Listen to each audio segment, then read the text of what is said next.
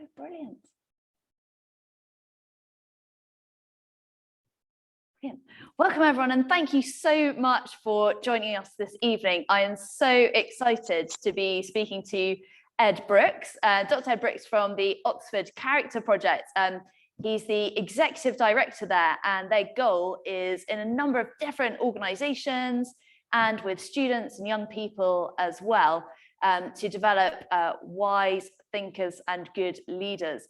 Ed, thank you so much for being with us today. And this evening, I'm really glad to be talking to Ed about leadership and flourishing. So I think we're going to dive straight in with a question, if that's all right. Absolutely. Thanks so much for having me. Brilliant. So first question, Ed, is for all of the audience. Lots of educators out there, lots of teachers, parents, and various people who are leading or potentially will be leading in the future. Why do we need leaders who are going to take responsibility for advancing flourishing in the world? Thanks, Katie. So this is really close to my heart, because working at the University of Oxford, thinking about the kind of leaders that we need and trying to help cultivate leaders of character who are further good in the world. And I think when we talk about flourishing, we're talking about that good in different dimensions of it. So flourishing is about fulfillment, prosperity, thriving, and this can work in different ways. It's about the fulfillment of potential, ultimately, and that's kind of human potential. It can be organizational potential, the potential of the natural world. We live in this world of incredible abundance. People are incredible. I mean, we're here at a school with many young people, and you could talk to young people. There is just this amazing passion and energy for the future, and you can see in that what this could turn into and be. And so we're talking about flourishing. We're talking about the fulfillment, I think, of that potential in its different dimensions. I think you'll explore that with Matt Lee from the Human Flourishing program at Harvard in the future week. But in these different dimensions, the kind of intellectual dimensions, the material dimensions, the physical dimensions, the inner dimensions as well, with meaning and purpose. The potential that exists in human beings and in the world around us doesn't just kind of come into action on its own. Okay, so it needs to be drawn out, it needs to be furthered, it needs to be extended, it needs leadership, it needs to be coordinated. And so if we think about every action having an intention, every people and the world having amazing abundance and potential, but that potential needs to advance, and that advancement will only come as people take responsibility for it and direct resources, direct others, direct themselves to that end. So that's why flourishing needs leadership. But there's another reason as well, of course, is that not only do we have amazing potential in the world, but there's real difficulty attached to that potential as well. Yeah. It's not like we'd be naive if we thought, oh, okay, well, potential, we can just grow the potential and everything's well. There are real challenges, and we need leaders to help us to orientate towards these challenges and to make opportunities in the midst of them and through them. And that's not easy. That takes resilience to work and cope with things that are problems and things that are going wrong at different levels. Personally, relationships can often be difficult. Culturally, with different challenges of people living together, and globally, and just even thinking about the natural environment with COP last week, we live in a world which is full of challenges too, and so we need this idea of leadership, and we need leaders to help guide, work together, draw people together, such that we can engage these challenges, such that the potential that we see around us in the world and around the people around us in the world and the organizations and so forth can be fulfilled. Definitely.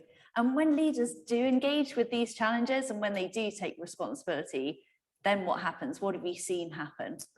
Well, I think that's when that can be incredibly exciting, and that's when you see real change being made. And I think one thing I found exciting, Katie, is sort of engaging with the Global Social Leaders Project, which I know you co-founded, and seeing how in different parts of the world, young people have incredibly inspiring visions to do good and actually can achieve an incredible amount. And we certainly see the same with those I'm privileged to work with at the university level as well.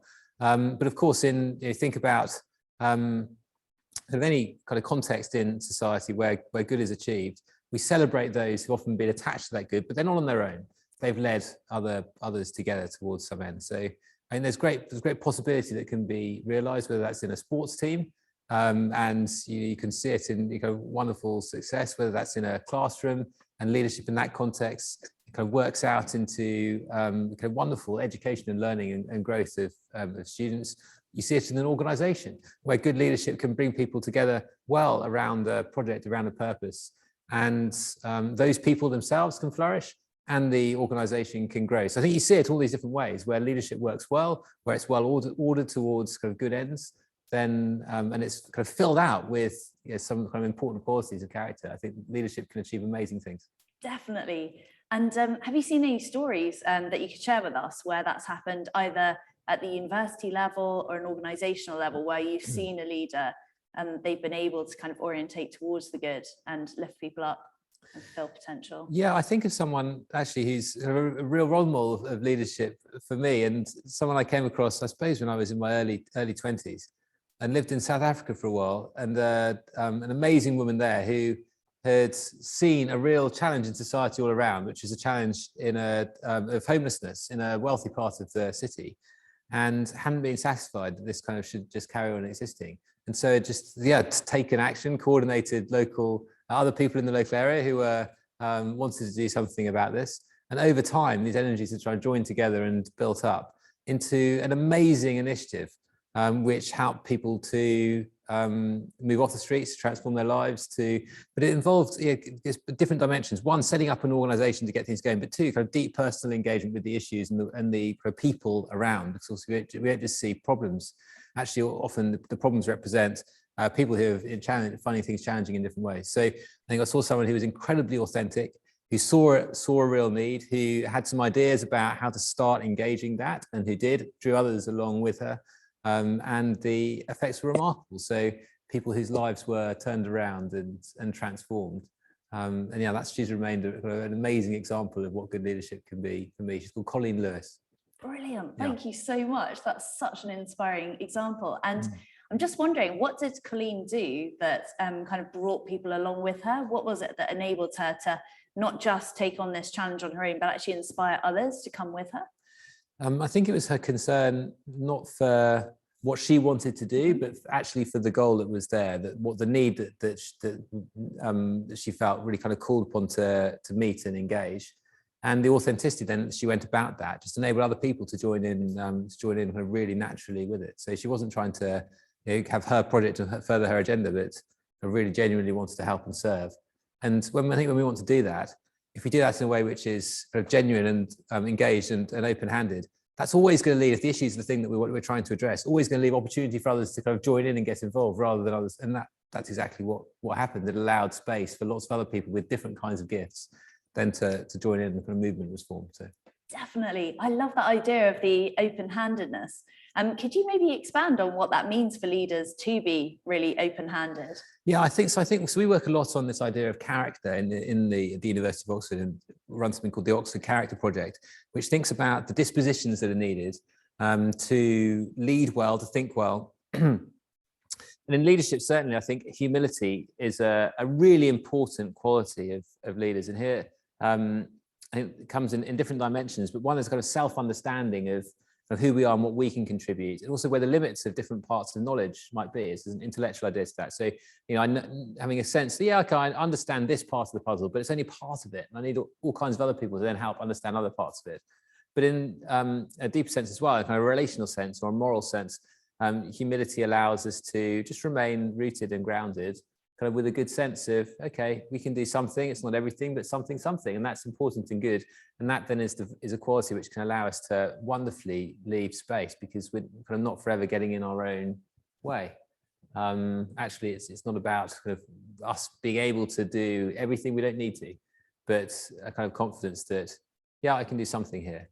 And that's, I think that's a really positive thing. So that's where I think that's one quality that's important in leadership, is a sense of kind of confident humility, that we don't have to try to do everything. In fact, we shouldn't, because we can't, but we can do something. And that something is, if it's kind of well directed, can be part of something which is much bigger and furthers flourishing, like we talked about. Definitely. And how would you kind of recommend to someone who's an educator or a parent or a young person, how would you recommend that they cultivate this confident humility? Yeah, I think in a few ways. One is by celebrating the success of others, which is an amazing thing, isn't it? So we can join up in a world where we can recognize there's so many people doing amazing things, which can help us to be in a dynamic where the good that we can bring is part of a wider story, which makes it much more exciting and kind of frees us and liberates us from an anxiety. So I think celebrating the success of others is a really, really positive way to grow humility and be a positive force and energy in a wider way as well. I think also by asking questions and recognizing that we don't kind of always know answers to things, and so being quick to kind of stop and think and ask more questions. Could be another way to think as well. Okay, well, there are bits I know here, but there's lots of bits I don't. So if you can kind of learn that disposition as well, I think that can help.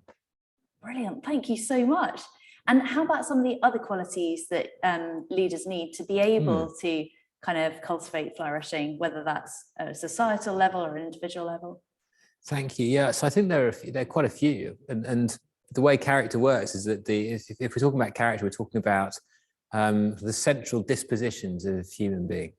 So we're disposed to think and feel and act in certain ways which are stable across different contexts, but also can be developed over time. And that's it's almost like a kind of personal signature. One of our students wrote this amazing thing this week in an application to be part of one of the programs we run. And she talked about a heart print, which I thought was a lovely idea. Yeah. This idea that actually there's a kind of unique signature which each of us bring, which can be grown and shaped, of course, by the situations we're in, by the stories we're told, by the ways, the kind of challenges we go through, so we can grow, but is consistent and stable. And these dispositions do two things. One, there's a kind of motivational component to them. So they're about how we feel inclined towards certain actions and courses of action. But also there's a kind of skill component to them as well, which is how we actually act. And these two things need to be joined together. Our aspiration to do a certain thing and be a certain kind of person, and our action out on that quality as well. And you might think, well, okay, how do these kind of join together, and what character qualities then are important when it comes to leadership and leadership that furthers flourishing? And I could think of quite a number. Creativity would be one that's, I think, really, really important at the outset. We might think, okay, so if leading to further flourishing is about identifying the abundance and thinking creatively about ways it could be advanced, even in situations that are difficult. There's this way in which we need, the creativity joins the kind of motivation to have ideas and imagination and the ability to have kind of well-grounded and well-configured ideas in different contexts, which can actually do good. So there's one which is important, creativity. But with creativity, we need some others as well, I guess, because we're going to need to show up and actually kind of get some things done in leadership. Yeah. It doesn't, it's one thing kind of being a creative person and having creative ideas, even if they're really good ones in practice. What does it take to actually enact those? And so I take it leaders will need a fair bit of courage, because it won't always be easy to act on the kind of creative ideas in the first place, even if they're really positive and good. Some hope to persevere through difficulty. So a kind of confidence that, yes, there is a future that is worth working for and striving towards, and that can be built, and that we can, even if we can't get all of the way there, we can get some of the way there. And that some can be built on by someone else and be part of a bigger story. So I think that's important. But even there, I think there are more foundational virtues or character virtues, character strengths. And the word means the same, virtue is strength. So character strengths that could be maybe considered kind of moral character qualities, which perhaps are even at the heart of this project. So to lead well, yes, we need creativity, and yes, we need courage, but we could lead actually with kind of a creativity and a courage and still not do good in the world. So this is when it comes back to, or what's at the core, what's the orientation as we lead, and that's this other-centeredness that I talked about, that I think Colleen had in absolute abundance. And it can come back to a desire really to serve, Katy, to be honest, and to see good extended in the world, which isn't about kind of me extending myself, but genuinely about seeing kind of all that's good and possible out there raised up. I think it's about service. I think it's about love fundamentally. And that would be, I think, at the heart of the kind of leadership that I'm talking about. Brilliant. Thank you so much, Ed. So much good stuff in there. I'd love to unpick a few things from that if possible. Let's start with love, because we're hugely enthusiastic about love in leadership.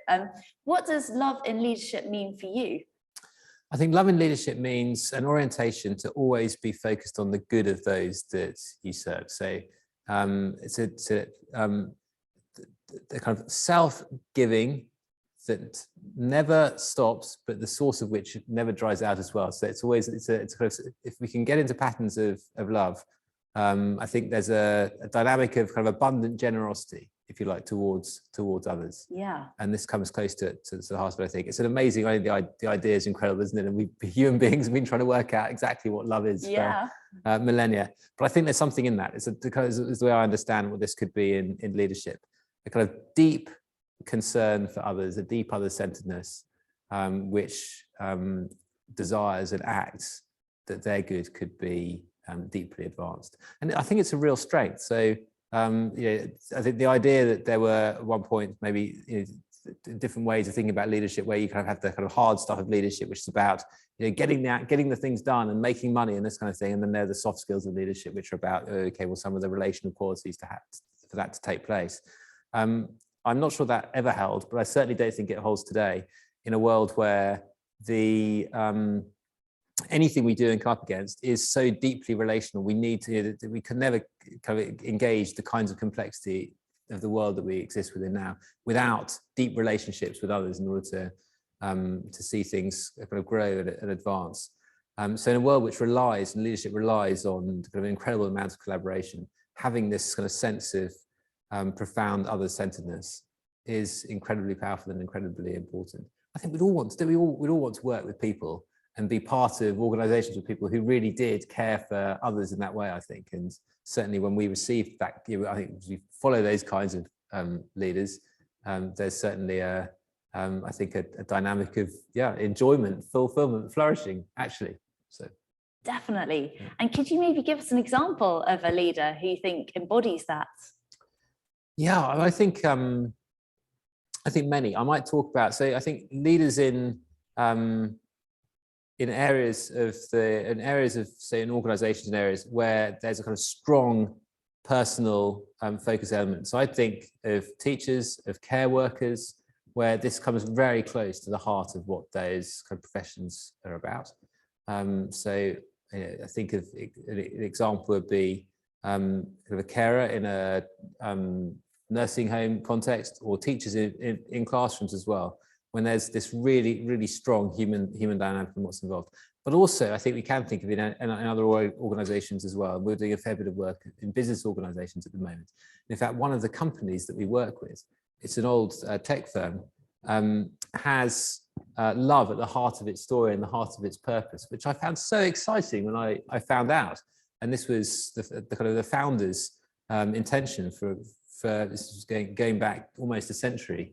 And this has remained kind of part and parcel of how this company sees itself, really about orienting towards the other. And the ways that works through the life of the organization are in terms of that being something which is kind of known, understood, talked about, and the language is key. And then in the way people relate to each other and encouraged to relate to each other, which is with a kind of open-handed generosity and a spirit of sharing and seeking the good of the other before oneself. Amazing. Yeah. And I think we're allowed to say that the name of that company is Rico. That's Rico. Exactly, if anyone wants to look it up and see how a company can be extremely successful in what could be potentially seen as quite a cutthroat industry, the tech industry. If you keep love at the heart, you can still actually have a fabulous bottom line as well and make really good profits. So that's really exciting. Exactly, from that point of view. Amazing. And what advice would you give to people who are hoping to develop leaders or hoping to develop themselves to become a more loving leader who's more other orientated? What advice would you give? Thank you. So I think the challenge, I guess, comes back to all of this, because we're talking about then gone from a kind of very big picture of what leadership could be about and flourishing and furthering potential to, what's the internal aspect of that? And these two things fit together, the purpose of leadership and the kind of world we want, then comes back to the kind of leaders and leadership that we need. The world we want to see is the leadership that we need to achieve it. And so if we want to see a world that is more full of kindness, of love, of care and concern for others, of equality, because prosperity is shared and so forth, then those have to be embodied personally. And if the people that are leading that change don't embody those personally, it's never going to be kind of fully achieved. So that returns then as a challenge to anyone who wants to seek to lead, to push into, I guess, the kind of outer game, if you like, of leadership, which could be about the kind of skills maybe and capacities that you might need to lead well and lead wisely. So the way you might handle resources and think about strategy and so forth. Yeah. But not to the neglect, and certainly kind of the heart, the inner game as well.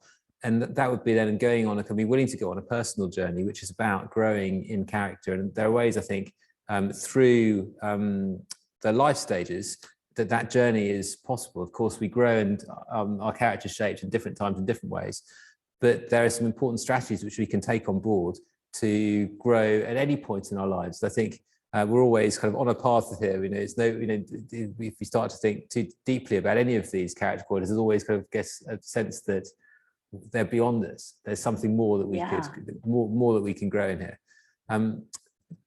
What would some of these strategies be? Well, in some of our work, we've drawn together some research in joining philosophy, even ancient philosophy, right through to contemporary work in psychology. And some of these strategies would include habituation practice. So we are what we repeatedly do.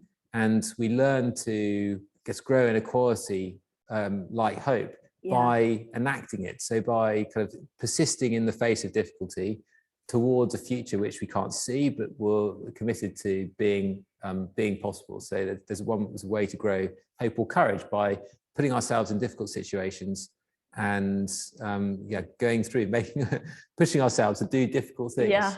So there's one. We are what we repeatedly do, so practice. Another idea is engaging with examples, and role models can be incredibly powerful in our lives. And so finding and identifying role models who are, yes, inspiring, but also who are relevant to us and who are attainable, and pushing into and exploring and thinking through, what is it that those people and what are they like, what have they done, and how could that be something that we might follow after in our own kind of way. So reading biographies, I think, is an amazing way to start to do that, but also engaging with personal examples around us. So who are the people that we take to be role models in different ways? Who are the people who show up in leadership in the ways that we might like to? And then thinking about, well, what would it mean for us to do that? Learning practices of reflection on our experience. So not just acting, but reflecting on acting, and that can help us to develop a positive dynamic there. Learning some language around character, I think, can be important. So if we can distinguish between different character qualities and have a deep understanding of what they are and what they mean. So growing our understanding of love will help us to show up in a loving way in leadership. Growing our understanding of what humility is will help us to enact that as well. I guess the language there is a kind of framework for possibility for action, as it shapes the space within which we live and the stories that we tell and the things we're able to kind of pick out in the world. So there's a way that the language works, I think, and can help us in that as well. I think there's a dynamic of understanding the systems we operate in, which is important. So pushing into situational pressures and expectations, and even kind of recognizing those. Okay, so I'm in this organization and there's pressure to show up in this way, and the incentives are kind of pointing down this route, but that's not quite the way that I think leaders need to be, maybe. And so kind of getting a sense of that, and then working against the or with the incentives if they're well aligned, but certainly kind of taking stock of what they are and being able to kind of take possession and ownership of who we want to be, and how we can kind of engage with those systems and structures, and insofar as we're able to, shape them for others. So that there are systems and structures which can help people to grow and grow and develop. Have you seen any good examples of that in the businesses that you've been researching? Yes, certainly. So I think quite a few companies now have an amazing practice of gratitude within the company. So say on a company intranet, there'd be ways for people in the company to acknowledge good things that other people have done around the firm. And often those are linked to company values. Certainly in a few companies that we're talking to, they've adopted this practice. And the idea is that you would, as you're going about your work, there's a platform, a notice board, a virtual one, where you can explicitly note people who have shown up in amazing ways and enacting the values of the company and express gratitude to them. And that's so companies are starting to think, oh, how could we do that? How can we make that part of our practice? And I think that's a lovely idea, and a really positive one as well, and something which is then helps people to think about, oh, actually that person is doing something amazing in that way, and here's a way for me to express that. And of course, as you're able to, you might have thought that otherwise, but the ability to express that then Yeah. enables that to become part of the wider ecosystem. So I think those kinds of initiatives are really positive. That's really encouraging. And we actually have values nominations here. So Mm. yeah, with our 5 college values, people can nominate against those. So for example, if someone's saying courage or respect or responsibility or integrity or kindness, they can nominate them, and then they'll receive a handwritten card and get celebrated in the leadership team meeting. So, but not publicly, which is really interesting. So something we can certainly grapple with. Thank you. And you talked about role models. I think role models is really, really important. Do you have any personal role models that you could share with us? Yeah, so I think I have lots. So I love reading biographies, as I say. A biography I'm reading at the moment is James Dyson. Yeah. An incredible perseverance in design, which is just remarkable. The number of prototypes to go through in order to get to a successful design is staggering. I think over 1,000 to get to the kind of successful design, as you talk about in one part of the book, and just the kind of the consistent action and kind of perseverance was deeply impressive as I read that. And so that's something I then took on a long walk and reflected on. I think it was something like 1,517 prototypes at one point in the book he talks about to get to a kind of successful design at this stage. But so there'd be one example I'm just thinking about just at the moment and what it meant to kind of so you see the finished product, what it meant to actually get there.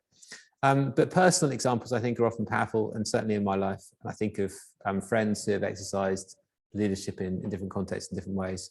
Colleen Lewis I talked about is a personal example who's someone who's been deeply impactful on me and definitely a role model, even though I haven't seen her for a long time. Mm-hmm. But we often find, we ask this question to students as well in the work that we do.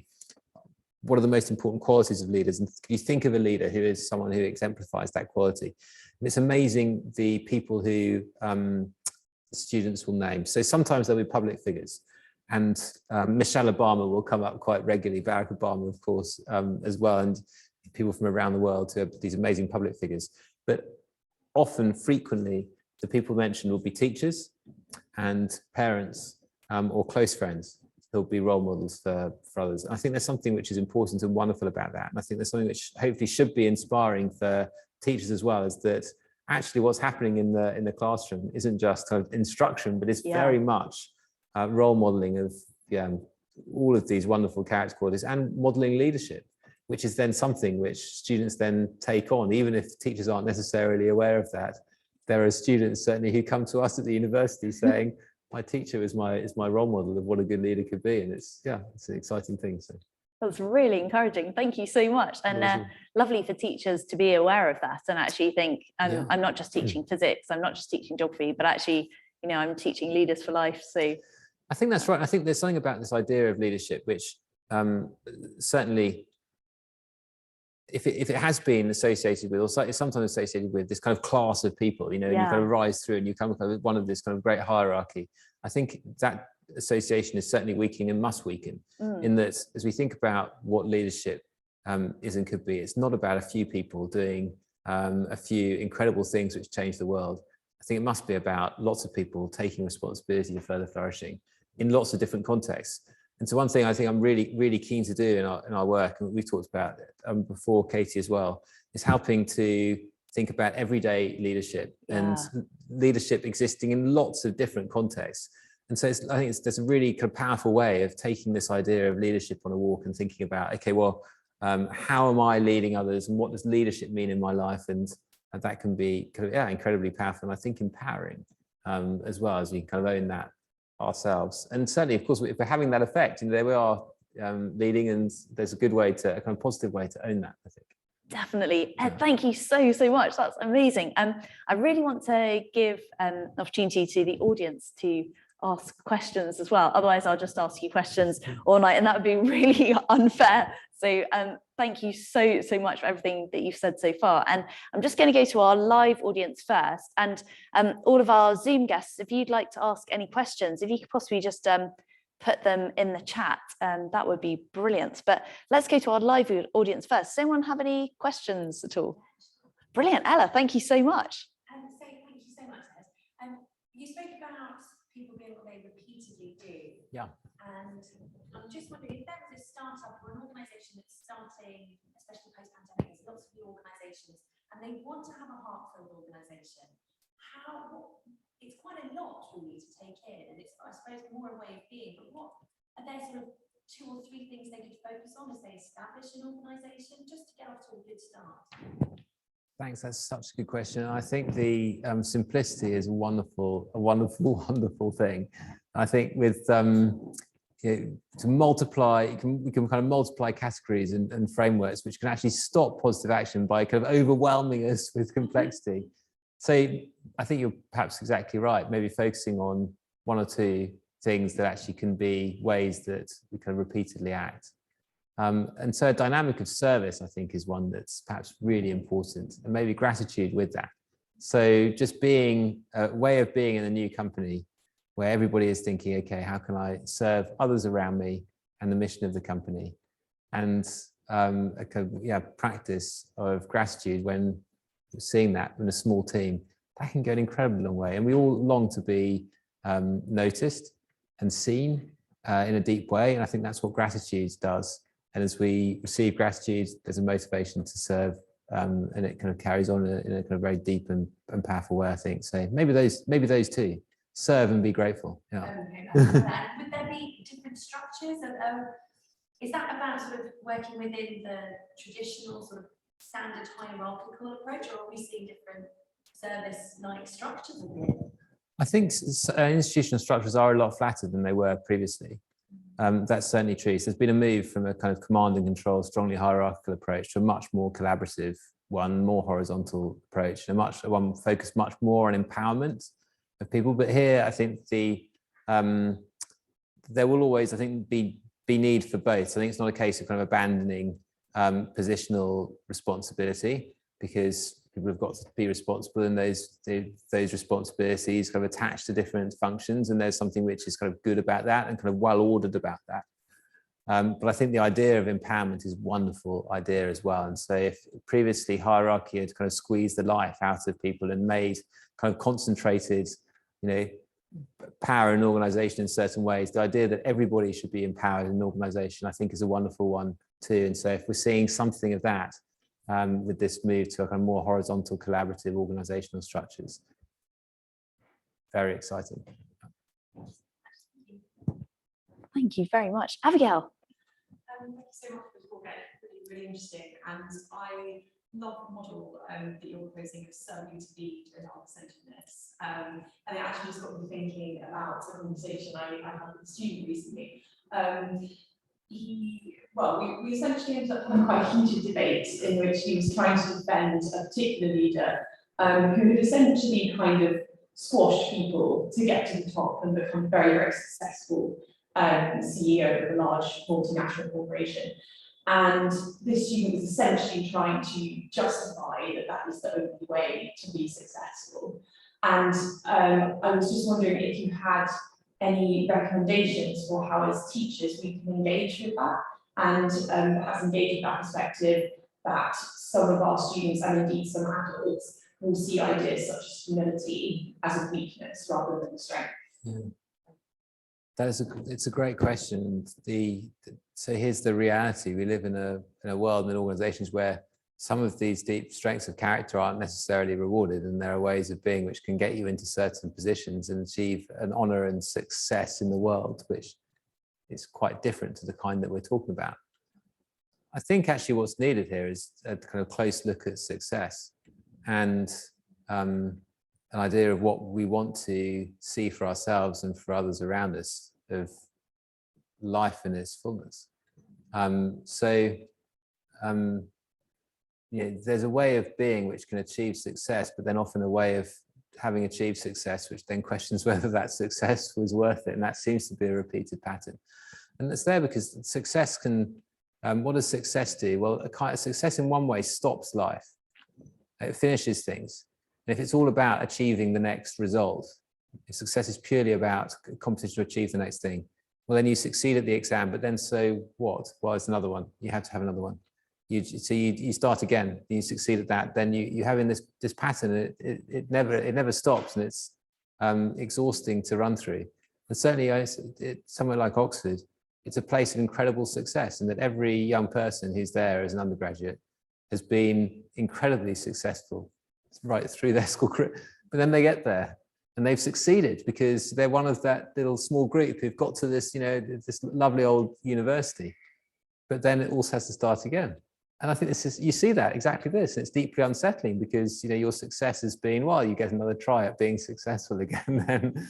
And the circle just, it is never ending, never ending. And who is this great successful person that everyone, that always, so I think looking closely at success, there's a, so I did some work on different thinkers. So I was studying for a PhD most recently. And one of them was a philosopher, theologian called Saint Augustine. He had a wonderful idea about what success is. And for him, success is about getting the things that you love in the right order. And I love that. So he talks about this as a journey, not for the feet, but for the heart. And the journey, kind of fundamental journey of human life, is about ordering the things that we love. And we all have these different loves for different kinds of things, desires for different kinds of things. And it's not about abandoning some, you know, to lead a great company or to be president of, you know, some society, or to get into a great university, or to, you know, see your sports team succeed, or to be captain, or whatever it might be, to, you know, be top of your class in a subject.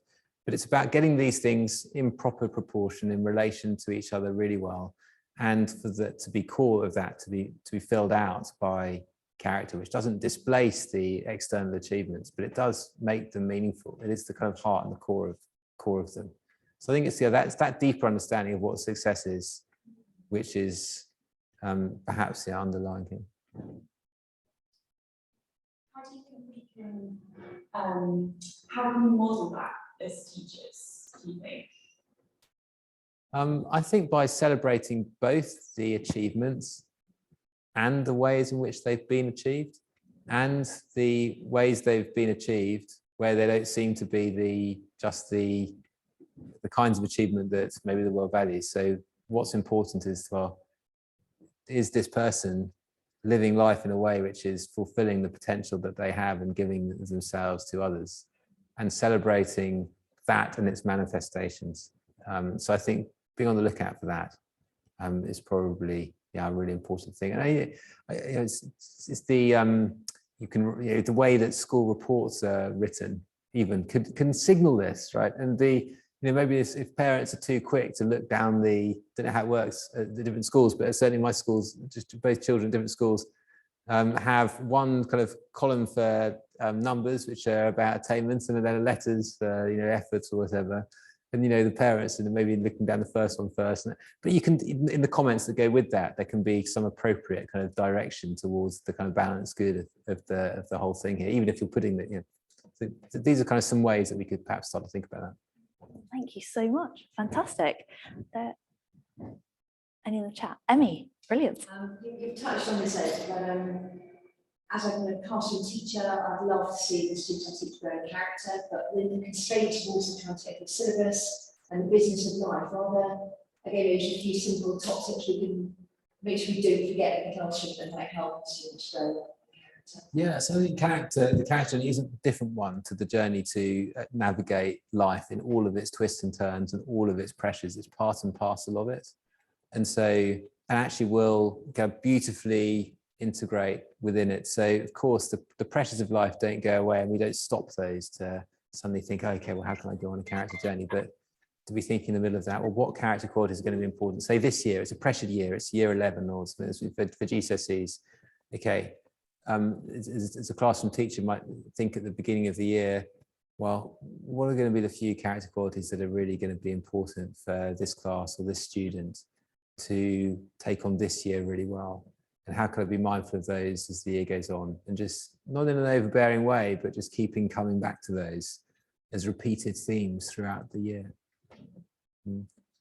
Amazing.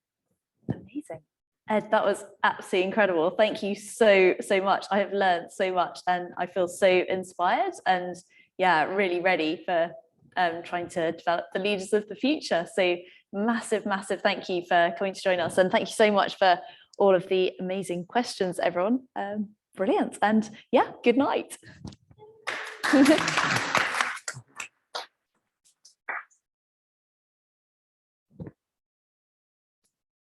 Thank you so much. That was amazing. Not at all. Is that okay? Absolutely